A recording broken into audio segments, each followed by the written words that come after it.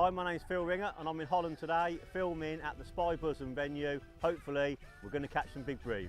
Right, before we start the session, we're going to clip up using these sticks, put the feeder on this side, and they're 3 metres apart. So nice and easy, no rush. We're going to go 2, 4, 10 times 3, that gives me 30 metres. And I've had a word with a few of the local lads today and they've told me 30 to 35 metres is the perfect distance. So I'm going to go for 33 metres, nice and easy, clip it up there, and that's the distance I'm going to fish. We've got our distance sorted out. Now we're going to pick a marker on the far bank where we're going to chuck. I've got a nice dome bush there, which I can't forget. That's going to be my marker, and we're going to put some feeder falls in at the start. So we're going to go for a handful of micros, a pinch of worm, a few white maggots, dead maggots, a bit of castor, and 4 or 5 grains of corn. Mix it all together like so, in amongst the ground bait. A nice big casting feeder, plenty of weight on it. Fill her up, not too compact. And then we're going to put 5 or 6 of these feeder falls in. So here we go. Hit the clip, down, nice. It's only 5 or 6 foot deep, so it's already hit the bottom, and then we're going to give her a little shake on the way back, and we're going to do that 5 or 6 times, and then we're going to try and fish. We've put our 7 or 8 feeder falls in on the big feeder, and as you can now see, we've come down a feeder size. This is a 30 gram medium feeder. We've got it set up on a running rig. In the UK we use a lot of free running rigs, nice and safe for the fish. Really simple, running on a bead. We've got a loop in a loop. I've used 018 line, and we've got a nice big thick gauge 14 hook, and we're going to start the session on 3 white dead maggots. Nice and simple. Let's see if we can get a bite.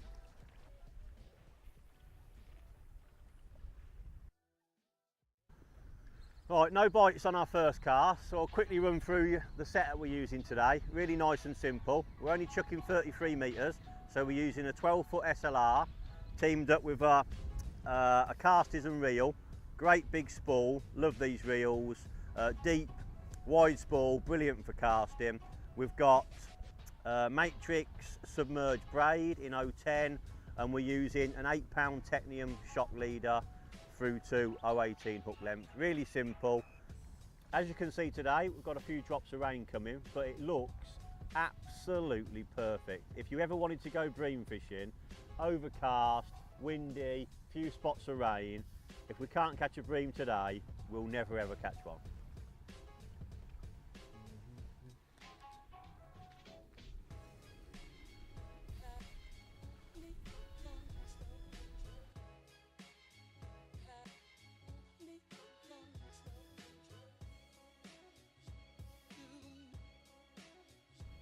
Well, the feeder's been out a minute and a half this cast, and we've had 3 or 4 liners.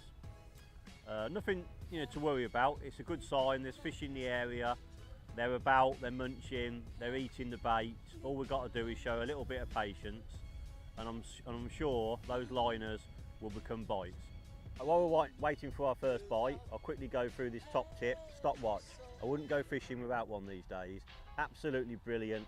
Always, I chuck out and I get into a river, my feeder hits the water, I turn to my left, I click my stopwatch on. It allows you to build up a time, when the fish want to feed, how long to leave your feeder out. Absolutely fantastic bit of kit. When you go fishing to the same venue 2 weeks later, you can remember what your bite times were. If you're fishing in a pairs match and somebody else is on another part of the lake, you can tell them exactly when your bite times were. Really good piece of kit for a match fisherman.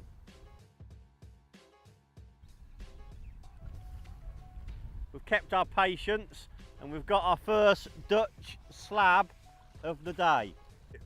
I've been fishing 45 minutes and this beautiful Dutch bream has turned up. So we've put 7 feeder falls in at the start, we've laid a bed of bait down, we've used plenty of patience, and we've got our reward right on cue, 45 minutes, and I've got a funny feeling there might be a few more waiting out there as well.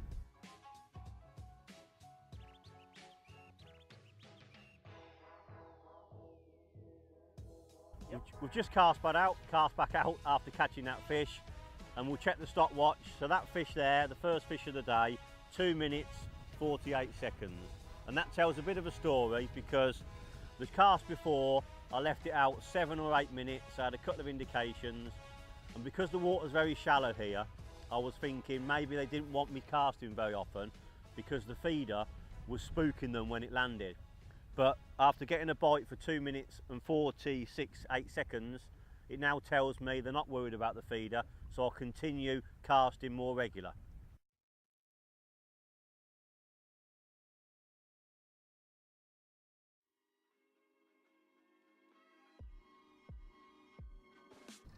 Right, we've had 5 or 6 chucks now on the maggot, so it's maybe time to give it a bit of a change. So we'll take the maggots off and we will go for the old Dutch faithful, the big worm. So we're simply gonna cut the head off like that. We'll cut the tail off so he doesn't curl back over our hook, like so. We've got a nice big strong hook on anyway, size 14, and simply gonna hook the worm through the head. And there we go. We're gonna try the old Dutch faithful.